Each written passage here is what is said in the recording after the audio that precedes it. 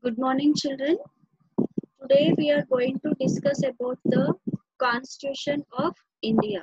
Okay, and in this we are going to discuss about the features of the Indian Constitution. Okay,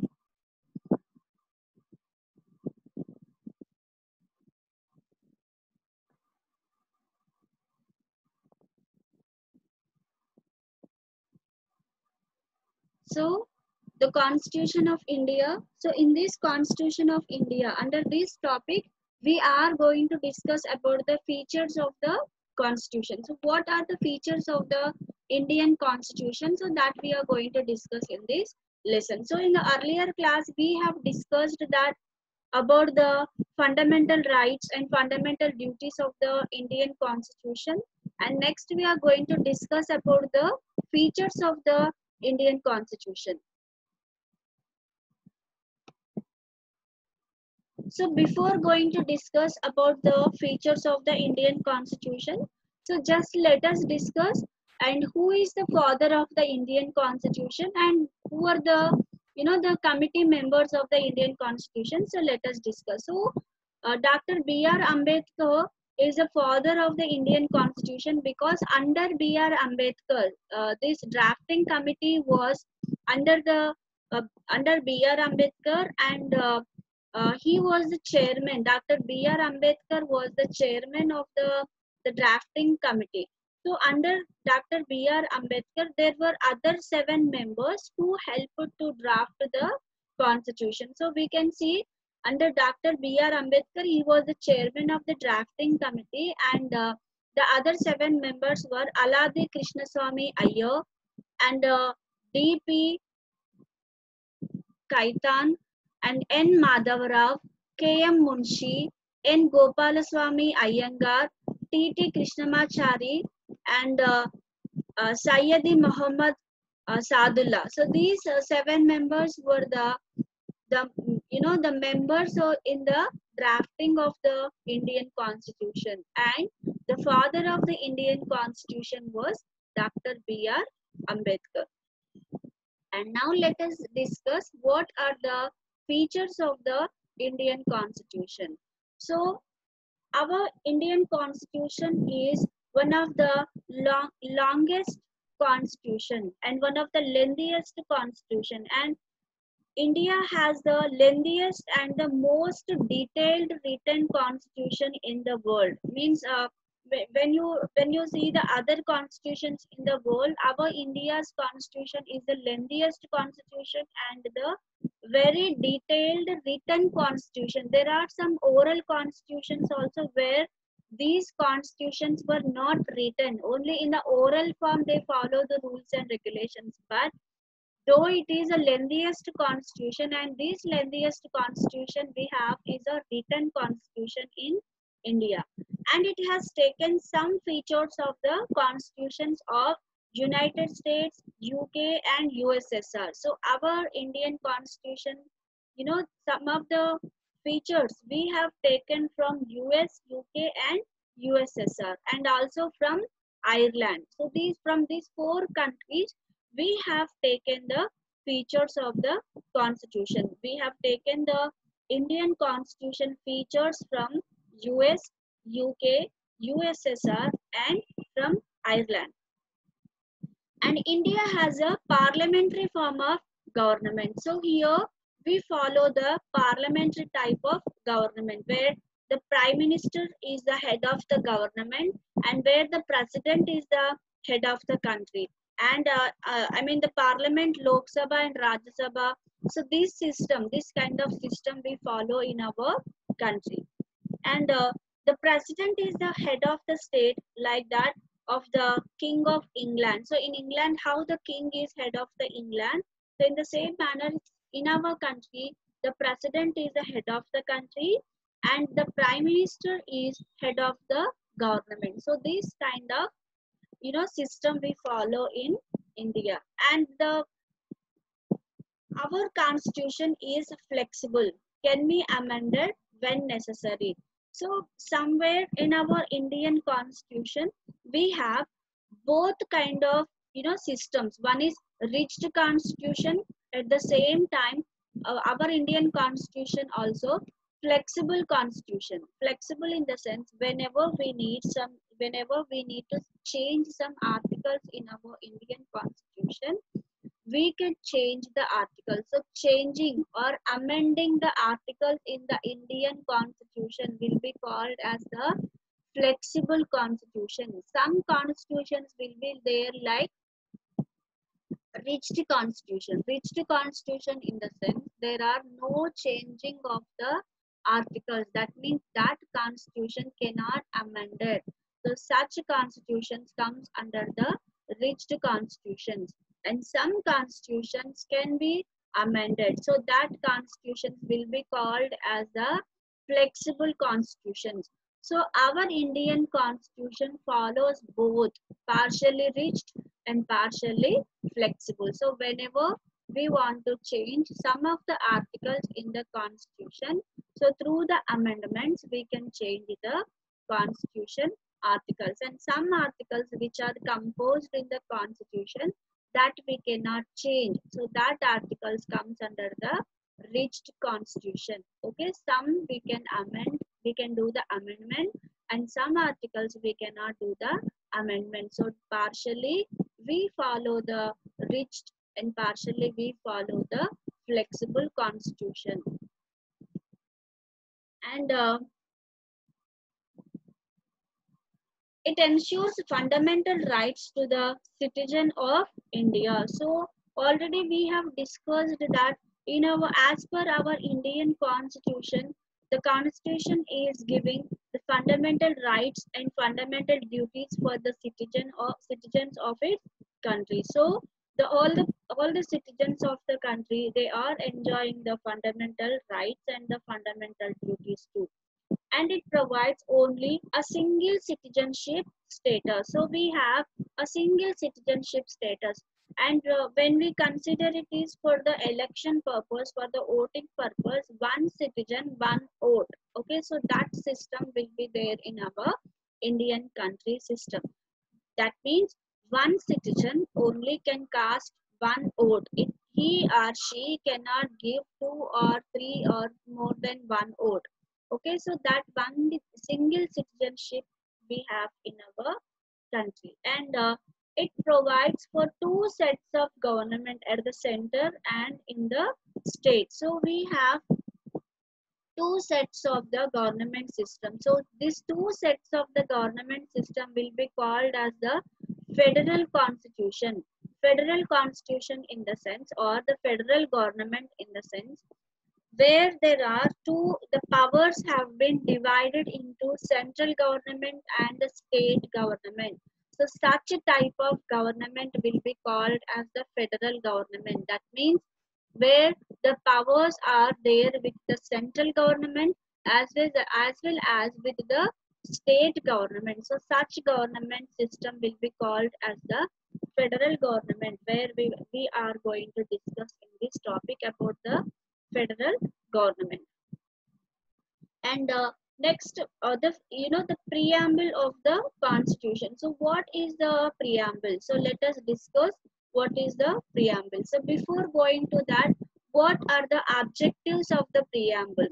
So the objectives which are laid down in the preamble are description of India, Indian state as sovereign, socialist, secular, democratic republic. So these socialist secular added by 42nd amendment in 1976. So before 1976 we don't have the socialist and secular words in our Indian constitution. So under 42nd amendment, so these two words have joined in the Indian constitution in 1976. So this preamble gives a brief information about the Indian constitution. So what information is written in the Indian constitution, in the different articles, in the different schedules, so whatever the information is written in the Indian constitution, so that will be explained in a very brief manner in the preamble. So preamble is a very, very important page in the constitution. And the provision to all the citizens of India justice, social, economic, and political. Means the words, whatever justice means, what is the liberty means, what is the equality means, what is the fraternity means. So these all are the words which are written in the Indian Constitution. So justice means justice for all the people. It, we have to maintain the equality. So all the people, all the citizens of the country are equal.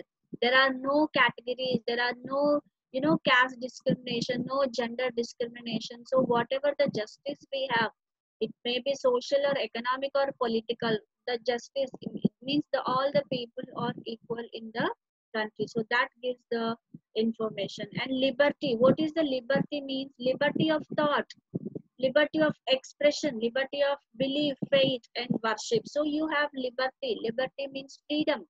You have freedom to express your thoughts, or you can express your, you know, feelings, beliefs. You can trust any god, you can worship any god, you can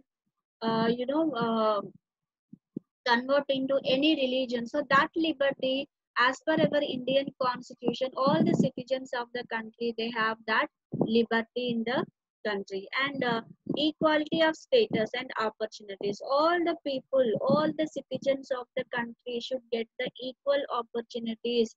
No caste, no category, no gender, no discrimination should be there. And the government should not follow any kind of religion.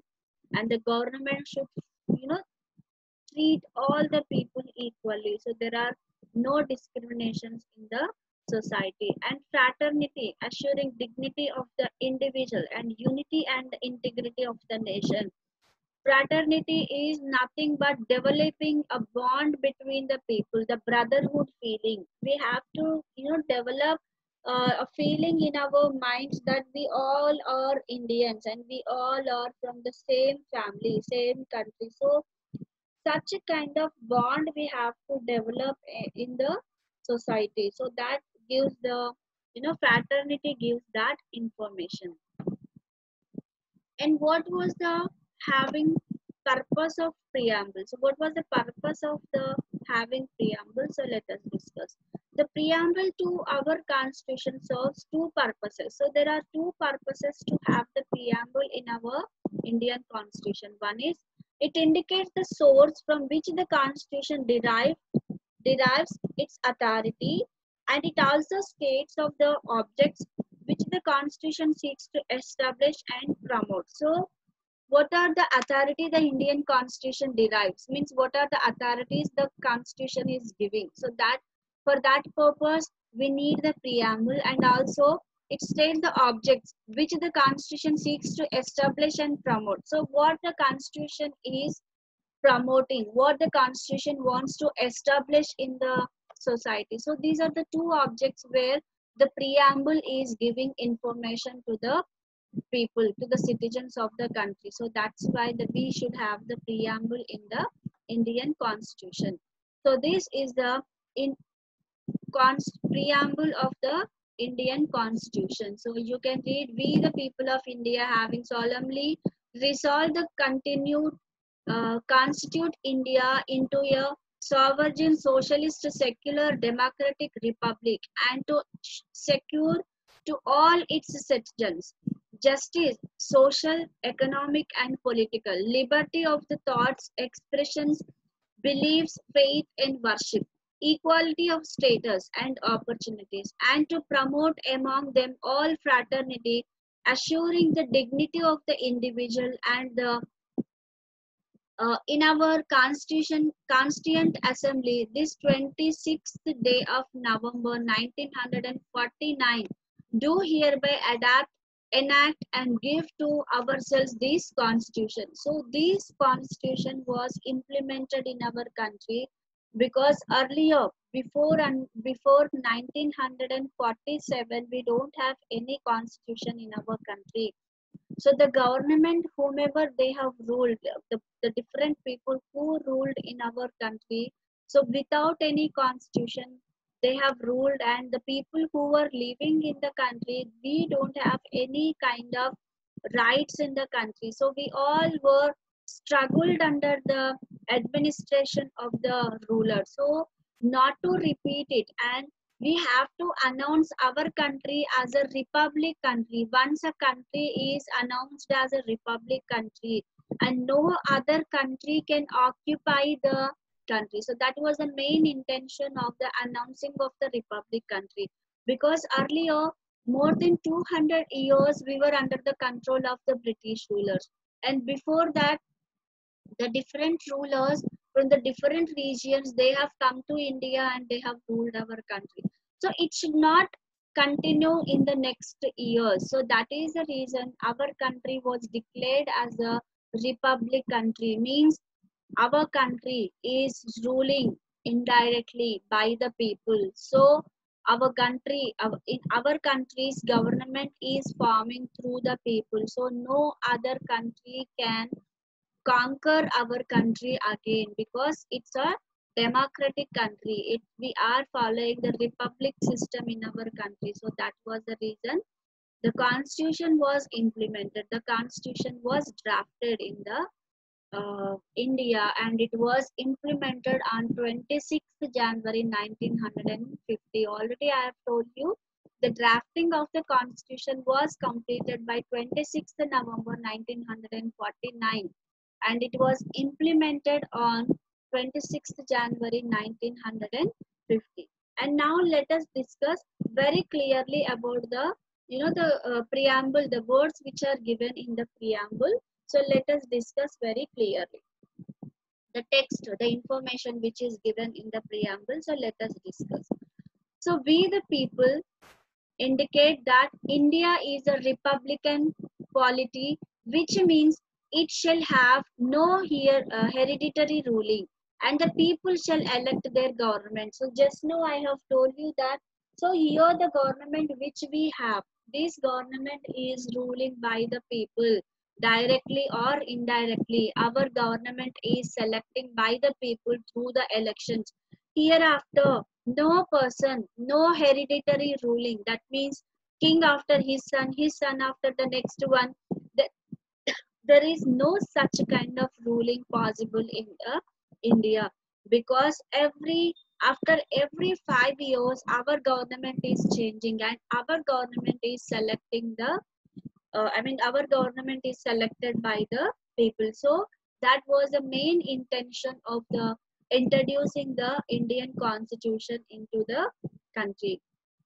And socialist means commitment to attain ideals like removal of inequalities, provision of minimum basic necessities to all, equal pay for equal work. So what is the socialist means? We have a commitment in our country that all the people are equal. We should not have any kind of inequalities in the society. We should not have any kind of discriminations in the society, because earlier we have faced these inequalities and we have faced the discrimination in the society before the Indian Constitution. We have learned the social evils which were there in the practice of our Indian society, and where the genders like women was treated very badly. So such a kind of the social evils which we have practiced in our country, to put an end to such kind of the social evils, and where the people were treated very badly, where so many people they have shown the discrimination among the people. So to avoid all these kind of problems in India, the word socialist, it is indicating that there are no inequalities in the country, and the provision will be given, the source will be given for all the people of the all the citizens of the country. We all the citizens of the country are equal in the country. There are no kind of discrimination in the society. So the socialist word gives that information in the Indian Constitution. And next, secularism. That means in the context of the secularism in India, it is said that India is neither religious nor irreligious nor anti-religious. It's your wish, means it's our wish. Secularism, it's our wish that we can follow any of the religion in the country, or it's our wish that we no need to follow the religion also in the country. Means it depends upon the citizens of the country. Government or the government is not telling to the people that you have to follow the religion. Man, it's not a mandatory for the people. It's the people's wish, because earlier this was again happened where some of the rulers forced the Indian citizens to convert into their religion, into their different religions. To to overcome that problem, this secularism was introduced into the Indian constitution. That means it is the wish of the citizens that they can follow the religion or they cannot follow the religion also. But India is neither religious, means we, the government, is not supporting any of the religion. It's not showing any partiality on any religion. In the same way, it is not against to the religion also, means our India is not against to the religion also, or it's not anti-religion also, means we are our India is not telling that our country is a religious country, or we don't follow the religions here, or we are against to the religion. Such words are not explaining by our country. We have a choice of following any religion. If you don't follow the any religion, it's your wish. So that provision, that source also given in the Indian constitution under the word secularism. And the democratic principle, so democratic in the sense the government which is electing by the people through the elections, so that comes as the democratic and republic. So these two words, that means our government is electing through the elections by the people. So this is called the democratic government, and we are following the republic. It means that the head of the state is a president, or the prime minister, who is indirectly elected, and he is not here hereditary ruler. So the president or the prime minister or the chief minister or the governor, these all are the rulers who are not the hereditary rulers, means they are not coming through the hereditary generation wise. These all the rulers of the country are electing through the elections, either the direct elections or indirect elections, but they are not the hereditary. So under this democratic and republic, so through the election, whatever the representatives we have, these all the representatives will be selected through the election. So this democratic and republic, these two words are communicating that message to us.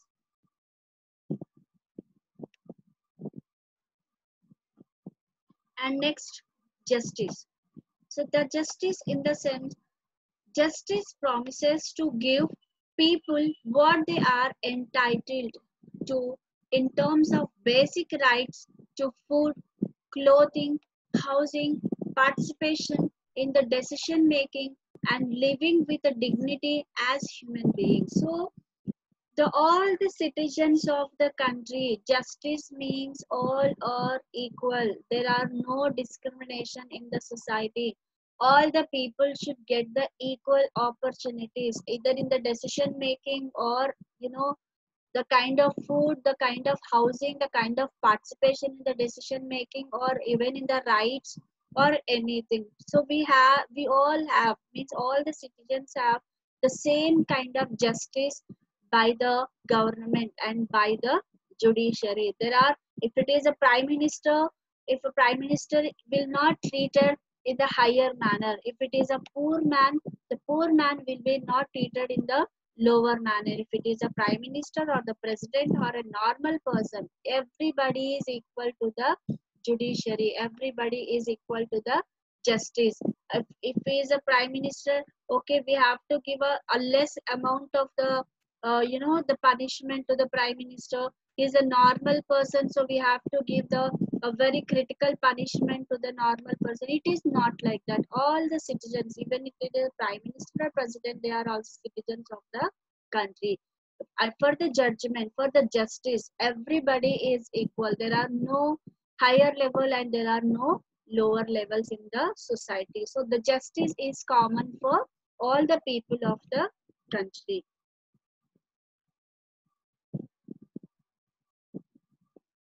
And next, equality. Equality means all citizens of India should be treated equally and all the people should get the equal opportunities and there should be no kind of discrimination in the society. So that comes under the equality and which we are also following in the Indian Constitution.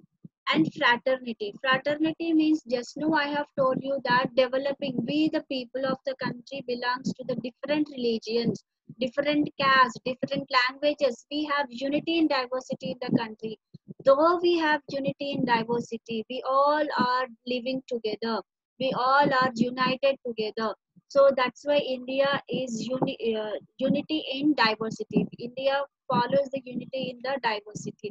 So means we all, of course, our religions are different, our castes are different, our the mother tongue is different, but whatever it may be, we all are together. Such bond we have developed in the Indian society. So that comes under the fraternity.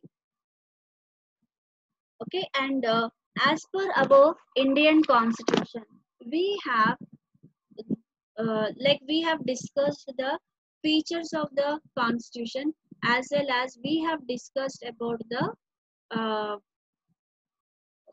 about the preamble also. Now let us discuss about the federalism, which is very very important in the Indian constitution because all the countries they are not following the federalism. And in our country we have a special powers are given to the states and special powers are given to the central government. So these powers which are divided into the central government and the state government, which is called as the federalism or the federal government. So let us discuss about the federalism. So what is the meaning of the federalism is it is a system of government in which power is divided between a central authority and the various constituent units of the country. Constituent units in the sense here the states. You have to consider it as the states where the powers have been divided into central government and the state government. So these kind of government will be called as the federal government. So first let us see from where this word has been origin. So let us see the origin of this word is from the Latin word. This federal is a Latin word and in the Latin it is feodus. Okay, the word is feodus. It means treaty or uh, covenant, means which is conveying to the next level of the people also. And what is the meaning of the is federalism is a system of government in which power is divided between a central authority and the various constituents which units the country. We have state government, we have local self government in the sense we have gram panchayat system, municipal corporation we have. So these all powers which are there, these all the powers have been divided into the different sectors. So that is called as the federalism or the federal government.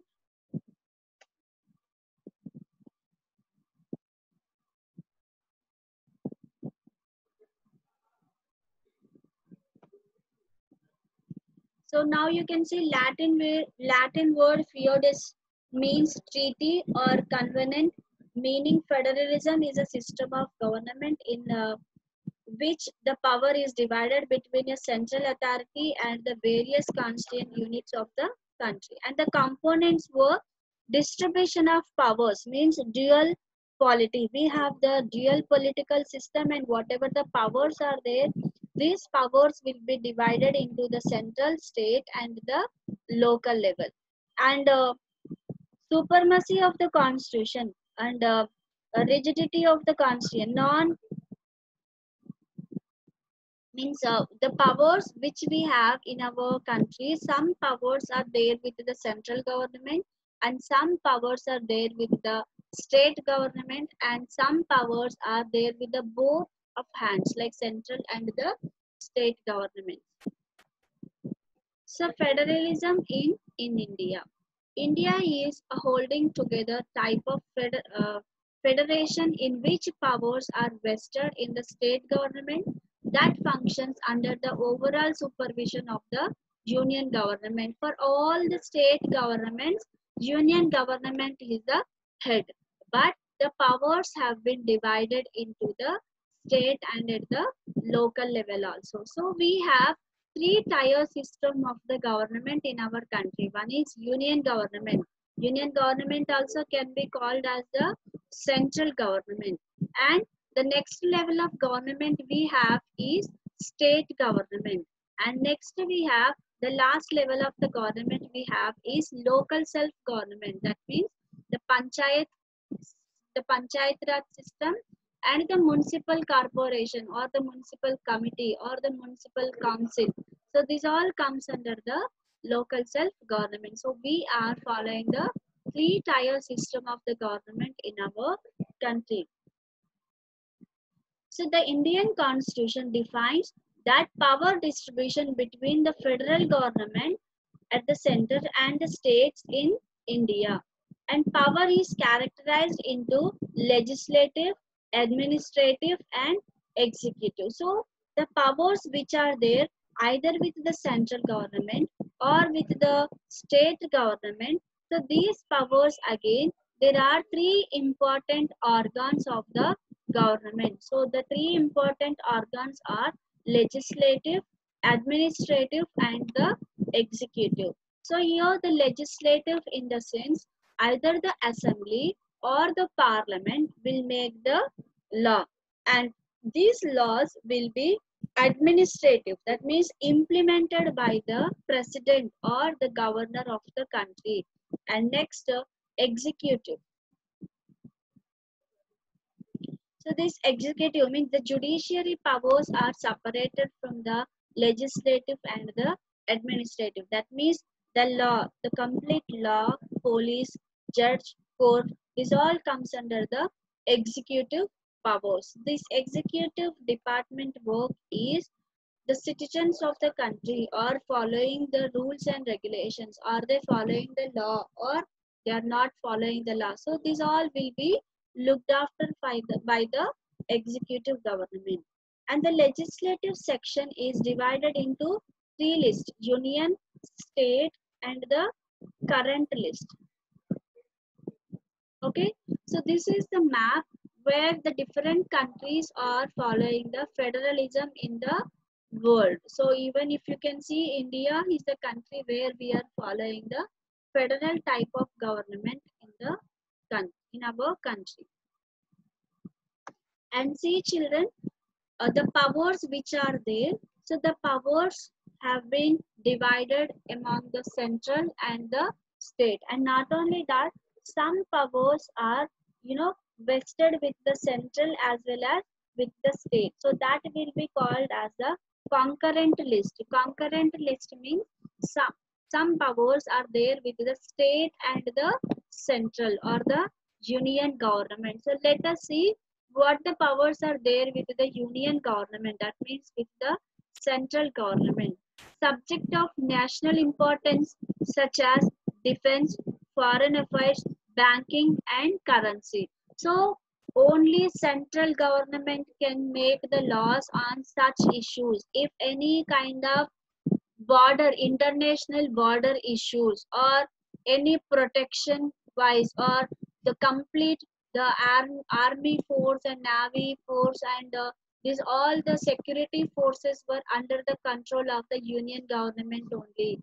And the banking and the currency changing also, a state cannot change the currency, only the central government can change the currency. Or any kind of banking issues or about the loans or interest or any other kind of related to the bank issues, only the central government can make the changes. So these are some examples of the central government powers. So a state government cannot do these all activities. And coming to the state government, subject of state and local importance such as the state government can look after its state borders and also the state police, trade and commerce, I mean related to the trade, exporting and importing, and agriculture and irrigation in that particular state only. One state cannot involve in the other state's matter. Okay, these are the duties of the state government.